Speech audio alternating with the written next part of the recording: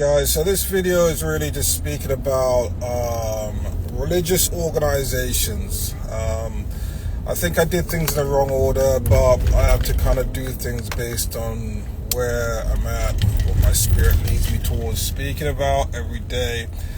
And this one is really directed very clearly at multiple organized religions, organized associations, organizations in general, okay? Now, I'm speaking about these things not from a place of attacking. I've witnessed and I've seen that attacks, threatening, that kind of malicious stuff doesn't really get you anywhere unless you're like self-loathing. If you're really wanting to create a solution, that's not the approach to the situation. However, you have to be aware that there's a strong possibility that you'll be rejected, whether it's the workplace, whether it's home sometimes when you've got your families and your families are kind of built like a organization, whether you're a religious organization. The approach is very important, and over the years I've got that wrong. But what I learned over the years is that I've seen how Christ dealt with religious people, people that were against him, people that despised just the concept, just the notion of who he was. So I want to talk about, and the reason why I'm doing these videos is why I forgot to mention this a long time ago. I'm doing these videos not for all those people that are so comfortable within their faith and everything's great and everything's aligned, and that's good for you, okay? That's not me, okay? For me, I took a different path, and I won't say that I can speak for anyone, but I feel that what I would have liked to see is people being truthful and authentic, because to be very honest, organizations really rejected or made me feel comfortable, or maybe just very directly just kind of stated that this isn't for you. This is not for you. High levels of discrimination where in one way it's been great because I'm used to the fact that 90% of my time, my life, people are always telling me no. Like that's just a norm. So no doesn't necessarily mean anything to me. It's just kind of a norm. Sometimes I get surprised when people just tell me yes straight away. So that's kind of normal for me. I even remember going to university and they told me that I'm not a minority. You know, this minority stuff isn't for you, Darrell, at business school, because we're based in Newark, and because I'm not a minority in Newark, so I can't take advantage of many different programs. That was very confusing for me. But this isn't about that. Today we're going to be talking about our religious organizations are not understanding its customer. Church is a business, okay? And it's a business that's owned by God. What we've kind of evolved to over the years, and I remember seeing my great-grandmother that never used to lift her voice. I never heard her get angry, but I remember there are a few occasions there she did lift her voice, where my grandmother, which obviously was younger, her debate or argument or beef that she used to have with her is called the compromise.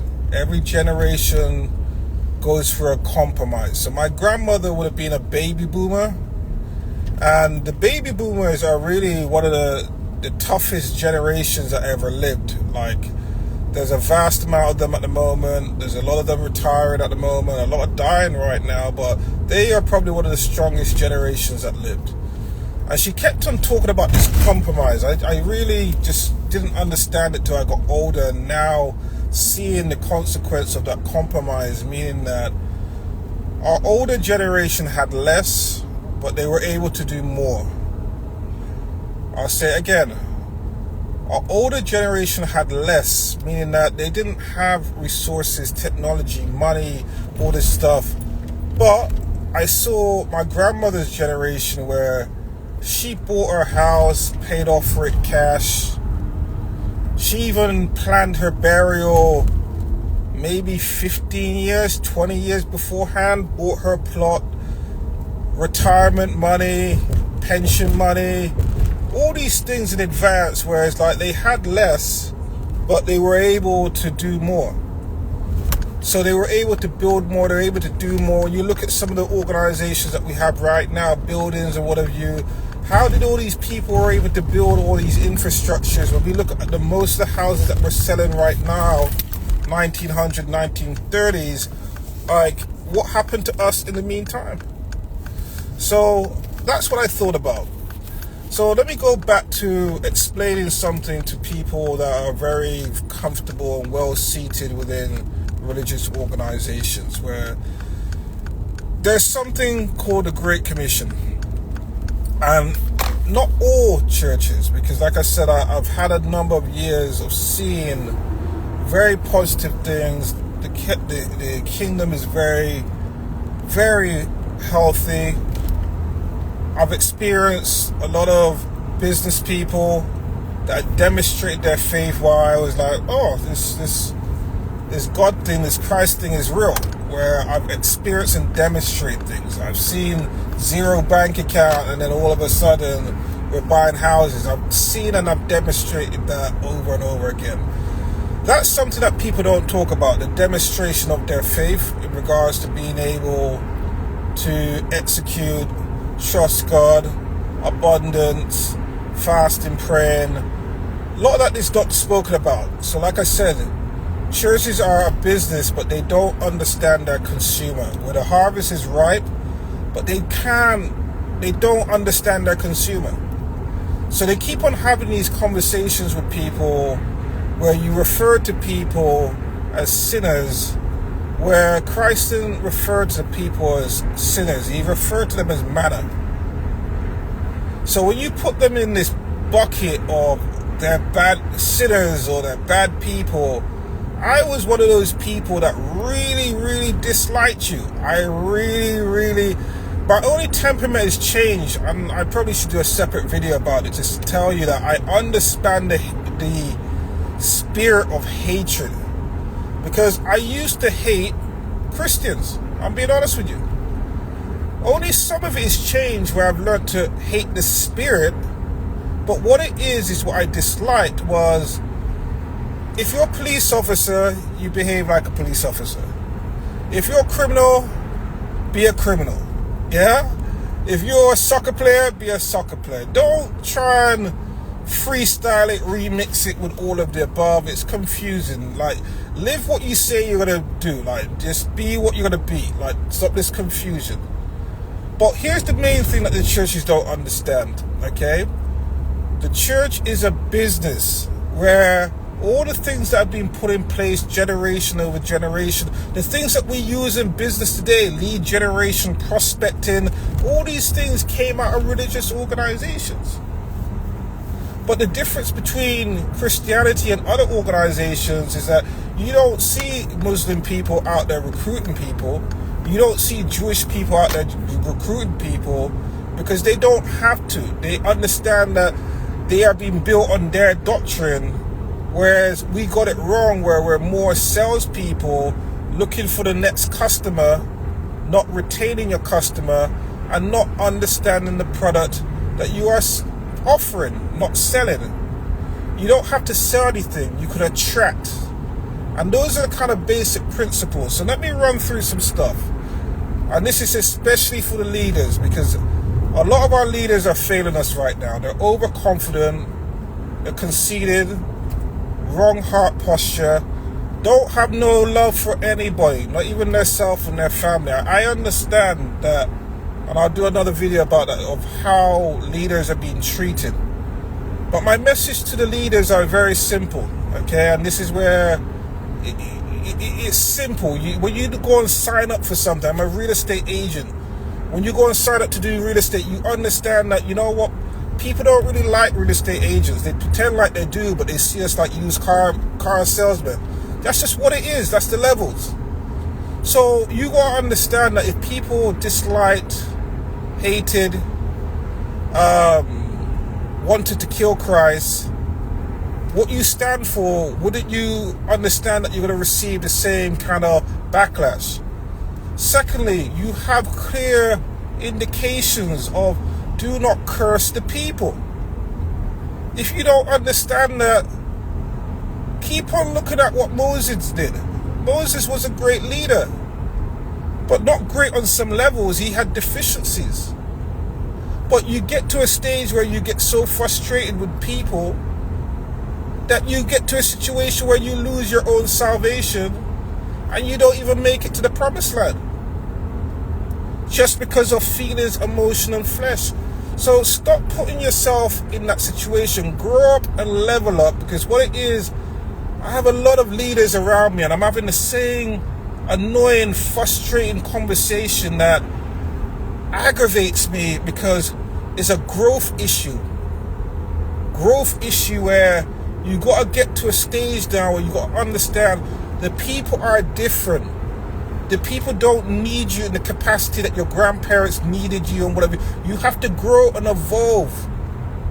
Like some of us are behaving like we're still on dial-up system, where we're like, that's the age we're in right now, so let's use a fax machine and dial. You got age, and how you know how people are developing when you got people and leaders that they can't tell you on a weekly basis, what have you done for God?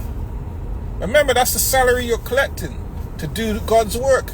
Today, what did you do today? But you got to be referring 20 years, 10 years, 5 years. What it tells me is that you're not doing God's work.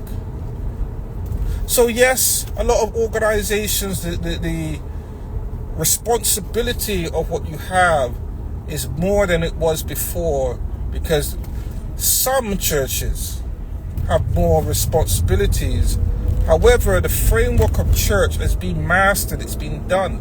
Pick a business model, it's been done. There's no reason for it to be disorganized and confusing, and like 1 minute you want to have protocol, 1 minute you want to have tradition when it suits you. So my advice to the leaders is very simple, okay? Do not put yourself in a situation that you lose your own salvation. You stop respecting the offices that you represent by not setting an example. If you are a leader and you are criticizing another leader above you or even below you in a certain negative connotation, that will come back and impact you, and what you are doing is teaching your people to undermine you. Secondly, some of the things that you guys are getting offended about as leaders, the offense is not the actual leader. So let me just be very clear. There are some leaders, they despise Barack Obama. There's some leaders that despise Donald Trump. There's some leaders that despise Pence and Biden. But here's the thing. Our capacity is not to get into politics. This is where, yes, a political system is useful to do certain things, but it should not be your number one priority. And this is why I say that a lot of our religious organizations, we have either sold out or our mindset is sold out. We've compromised. If you look at elections and stuff, some of the worst behavior that you will see from people come from Christians, where their political views of whether they're Republican or Democrat is some of the most distasteful things, because what it is, you see their politics play out before their faith. So they want to get into immigration in a negative way. There's no love. You don't use your biblical findings, understanding, learning to shape and make decisions, your core values. You use your emotion, your flesh, your discrimination, your racism to make decisions. That's Christians. And for people that get upset and whatever, when I say, listen, you can't avoid the truth. From Friday to Sunday is one of the most divided places in the United States of America. Until you could change that, you have no talk in regards to, there's a certain type of Christianity in America that is different to the entire world, you know? 5 steps, clap your hands, this is going to happen. It's like a microwave effect. You can't put your faith on credit. It's like everyone wants everything right now. Like, suffering is a part of the process. We all go through these seasons. But the number one thing that I've realized coming to America is, like, when you make this commitment, when you sign the deal, when you make, like, you know what, I'm giving my heart to this thing. In America, it feels like, yeah, I'm giving my heart and I'm gonna be fine. I'm me. And because we're an individualist country, where it's me and I'm gonna be good, and as long as I pray and I fast and my people and me, and I'm like, no, you signed up to be a disciple, my friend. It comes together. One doesn't come without the other. So it can't be about I. There's no I in Jesus. Spell Jesus. There's no I there. There's US of us. And like I said, despite America having its flaws and stuff, it's still a great place, whereby they're one of the countries that really intentionally put religion, or being able to practice religious freedoms. But how is that being done in this day and age in regards to free speech? You can't go to India, China, go to certain countries and do what you do in America. That's why I do say America is a great place, even though sometimes we're losing our social, moral, or core values as a country. But it's a great country to be in and to learn from, in history. And if things are bad, you have to understand that, look, every country has problems, but where do you learn from it? And put it also on top of this, you also have to understand that America is still a new country. It's a new concept. If you compare America to many Eastern European, Africa, Ethiopia, even Palestine, Europe, America, thousands of years of history. So America is still a new concept in the hundreds. So, and they've done very well, you know, very well. You've infected, done positive things in the world, done negative things as well. But let me go back to that leadership part where I speak about, I've been speaking about Trumpism for years. Good morning, guys. I've been speaking about Trumpism for years. Whether you love him or hate him, I have to respect him in my faith. Whether I love him or hate, whether I believe him or not, or whatever because in my faith, there is a respect that you have to have. I don't have to agree with everything that he says. There's a respect. But how could I say that I'm a person of peace and I'm preaching hatred? That makes no sense. Many of our religious organizations are preaching hatred.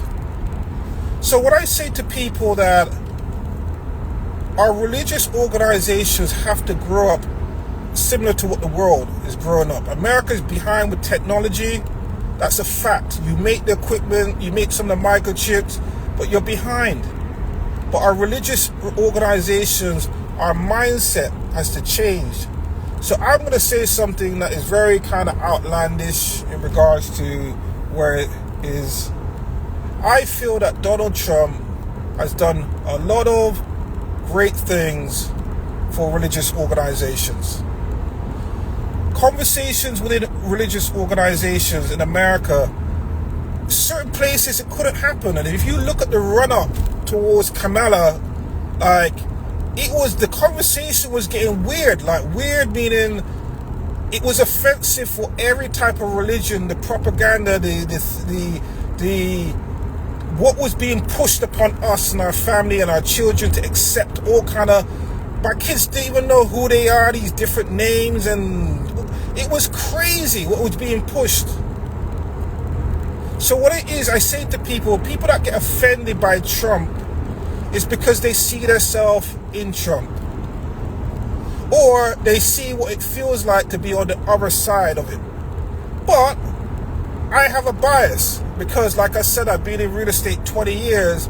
I studied him for a long time. So I'm used to, well, I would be fine with Trump. Me and him would do lots of business.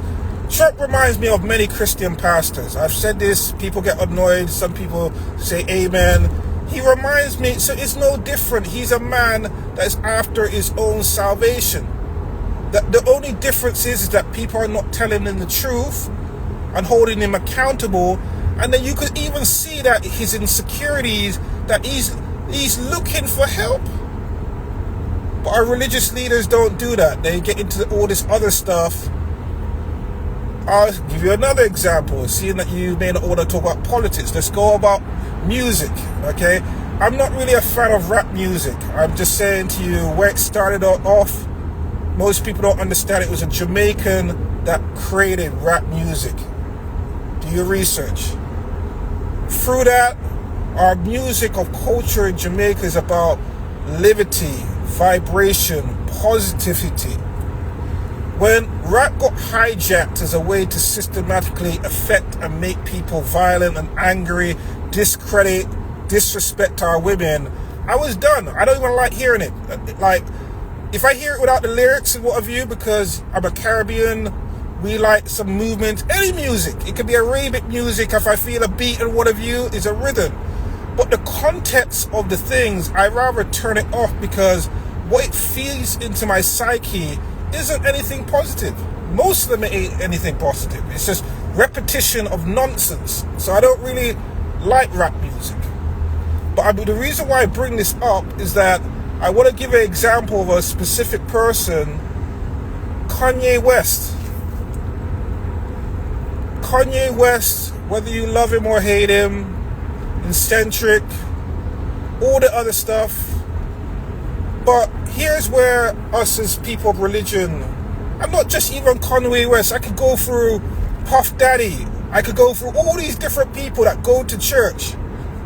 And the number one thing that I've seen in America is Barack Obama as well, that likes to sing in church and what have you, and, you know, for serenade. Yeah? Remember who Lucifer was in regards to who he was and his relationship with music. When you have these people come into faith organization, the foot of the altar or the foot of the cross is level. You don't get a VIP seat. This is not a nightclub. So when they come in with a few shekels, let me guarantee you this, and I got some Muslim brothers on my line and what have you, I want them to tell me the truth. When I've gone to Joma and I've sat down on the floor, many of my friends are Muslim, I've gone to weddings, like Muslim culture, when you live in Europe, it's not the way it is in America. Islam is a religion of peace. Okay? Muslim culture of like transform neighborhoods and societies in regards to peace. When Kanye West comes to these places, the churches reject them or they extortion them, not understanding that Kanye West has had problems from the time his mother died. He's been acting like a madman, needed help. The world, help me. Someone help me. So he realizes that he needs Christ. He goes to Christ. And you know what the churches do to him? Treat him like a celebrity. That's not what he came for. When you're in Islam, it's not like that. The level of submission, you can have $1 trillion. You will be sitting on that floor playing like everybody else. There's no high status, black, white. It's different, completely different. That's something where Christianity could learn from, because we still have so much segregation and disunity within Christianity, where when I go to the mosque, I go, okay, he's from Africa, he's from Europe, he's from China, and it's different. That's one thing that they got right completely. So this is why I say to people that, you know, let me address this as well for the people that will come with this other nonsense and what have you. If I want to learn more about Jesus, I never go to a Christian person. I've learned more about Jesus from Jewish people, which live for their doctrine, depending on what sect and denomination and stuff. I want to throw in there also that in America is different with Judaism. And I also want to be very clear that the world is just kind of confused, where there are black Jews. Black people are the original Jews. What are you talking about? Even though Israel has acknowledged them recently in the 40s, when that's crazy. Crazy. Do your research in Ethiopia. Like, that is crazy. So what it is that when I'm learning about different things, Jewish people will break down the Old Testament, and a lot of them can break down Christ in a different way with text, spirituality, doctrine. Remember, we've had interpretations of our Bibles. Like, if you research who King James was and all these different people and how there's so much that's been taken out of the years and decades and kept in for different reasons and motives, but the spirituality is still there. My Muslim brothers, what they have taught me, I had to sit down and just like have a seat in regards to what they've taught me about Christ, what they've taught me about the Old Testament. Where I'm like, hold on a minute, what's going on? What's going on? And what I do like about other denominations is that you can ask them a question and they don't get offended. Try and ask Christians a question, or ask them, when was the last time you read your own your doctrine? And that's a problem as well, because like I said, when you point out these two religions, you have people that dedicate their life. They don't need to be scholars.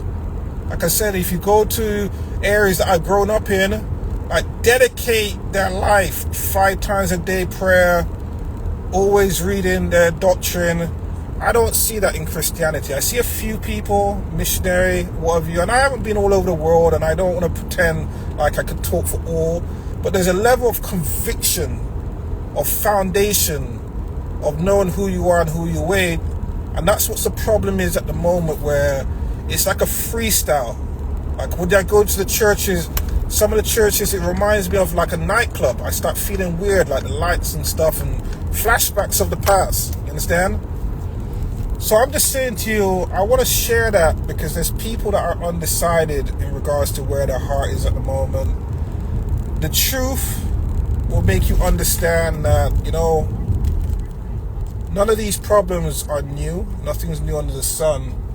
But it also will make you understand that we have texts around this, where if you research John the Baptist, if you research the Apostle Paul, he talks about our different organizations and corrections. And like I said, the easiest way to kind of understand me is really the conversion from Saul to Paul, where I've gone through a similar conversion.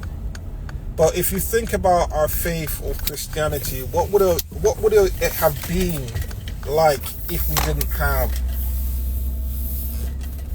Apostle Paul?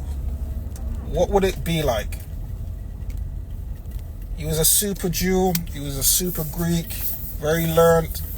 Like, what would it be like? And that's where people will forget that they miss so much stuff. So what I'm doing is really just highlighting stuff that, if people highlighted this to me a long time ago, just accepting that, you know, there's certain things that happen that point me back to history. They definitely didn't tell me about spirituality. They would always tell you that you're a sinner. You're not going to understand. You're not going to understand. Well, that's not true. I never even tried to. Unable to answer questions. Very bad at conflict resolutions. Christians have killed more people than any other religion in the world. That's a fact. So those are the things that I'm talking about at the moment, where we have a guest coming. No one knows the time or the hour. You can play around and debate So these conversations are not to debate with you, but just to say, just lay it out and then make decisions. It is what it is. But how does it impact you and affect you if you're not going to be ready? No one's coming to save you guys. I'm just saying that to you. Many places, they're not interested. It's a different era. And we're in the end times where we're going to see a lot of falling away. We're going to see a lot of false prophets. We've already had the signs of the times. You've seen them. So what are you going to do? Are you going to wait until it's too late? No one's going to scaremonger you. That's been done in the past. You got to think about what's good for you and your family. That's really the message today. So I hope you've been able to get a little bit from it, depending on, doesn't matter what walk of life, what faith, where you're at. I think I've given you a little bit for everybody. But for you to really consider your own salvation, you cannot have mother, father, pastor, a man, a rabbi be used as an excuse for you to secure your own salvation. It's an individual thing that you have a responsibility, you know. Sorry, I didn't realize the internet went, but if you feel anyone forcing you into anything, run a mile. It's a cult. But this thing is easy, you know. It's not and I wish someone told me this a long time ago. That's why I'm talking to people in this way, where religious organizations rejected made me feel like I wasn't worthy enough, good enough. That would probably be my biggest insecurity than even the world. How churches made me feel that I had to become perfect in order to come into their club. And it was really through going through my own journey of learning for myself, having that relationship for myself, that I learned that it's the complete opposite. We're being sold a lie. Yeah, churches pick who they want to take in and take out, and like the kingdom is very diverse. I talked about how the Muslim faith is with Joma and it's diversity. Yeah, whereas we're still having this thing whereby we have our little sects and quarters, our little religions of our countries and our traditions, and we go into these. And don't get me wrong, I get it. If you're living in that area and that's all they have, that type of people. But it kind of bothers me because I drive around a lot of affluent areas and I don't see churches. I was like, okay, do rich people, middle class people?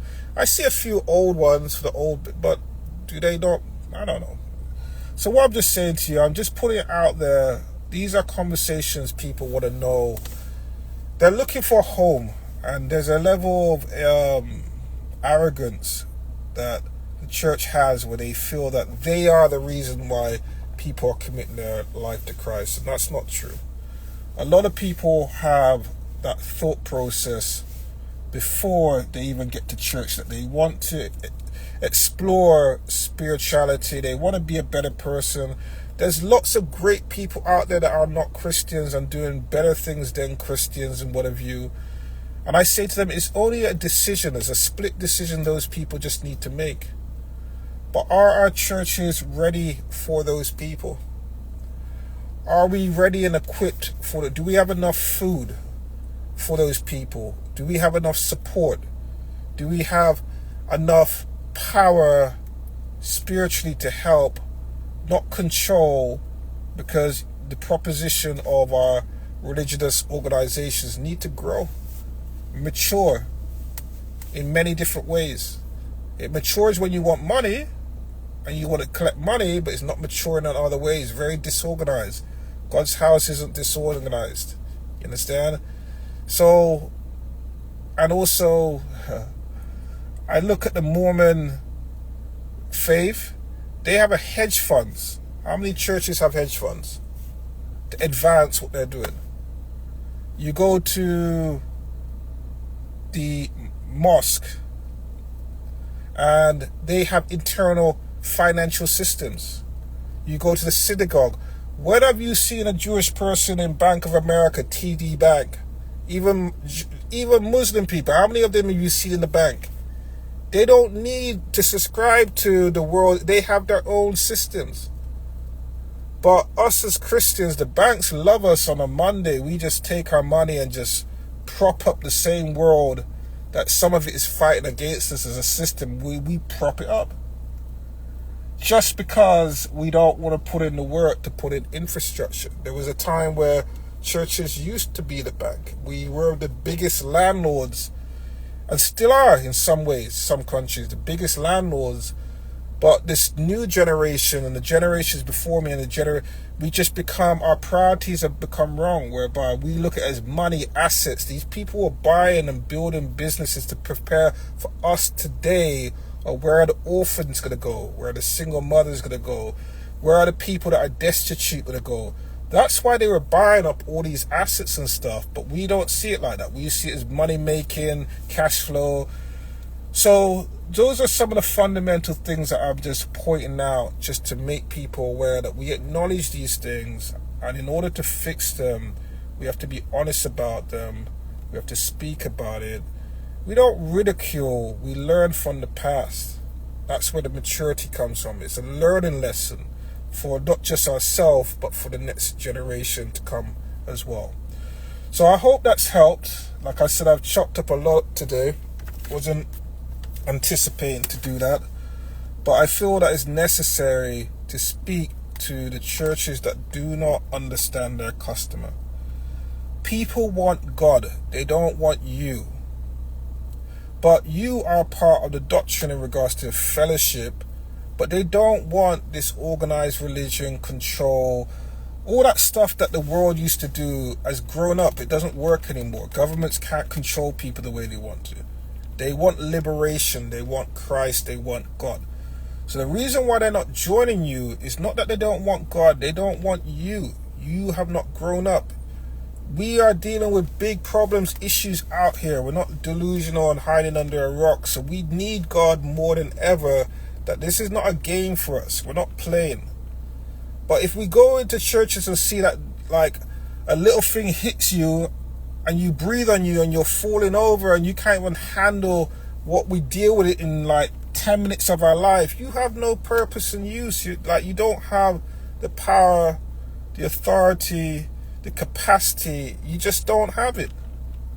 And that's what the problem is, where when I was younger, there was so much power within churches. Power meaning that they provided all the resources, schools, sports, everything and anything that you wanted I could go to. If I want money, I want toys, everything. And it wasn't about giving like that. What I'm saying is that they were integrated, where they were the lighthouse of the community. There was the fabric of the community. So this is where, like I said in the beginning of this video, our previous parents, grandparents had less. We're able to do more because they understand the fundamentals. All right. So I'll leave you with that just to kind of ponder and think. And these are independent thoughts of praying, fasting. And I feel that I've been a hypocrite because I've just really kept quiet for a lot of things. Or God has provoked me to say things and I don't. So my life gets turned upside down when I'm just being disobedient. And I didn't come for any person and individuals and worshiping man. It cannot be about any man. It has to be 100% about God. And if that person is not 100% about God, then that's not the person you need to be around or emulate. But you keep it moving. You understand? You protect your heart. You protect your mind. You protect your soul. And discernment will teach you those things. You understand? This is an ongoing personal development. There's never, I get really frustrated when people think that they just made it, they know everything. The kingdom is so vast and wide, you can't. We don't have the capacity of human beings to be able to do that. So have a blessed and productive day. I want to just share that with you.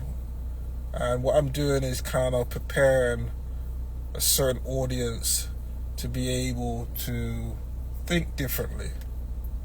Consider certain things. Is it worth it doing practices of the past and excluding people or more people are leaving you than staying with you, you have to take a self-reflection on yourself.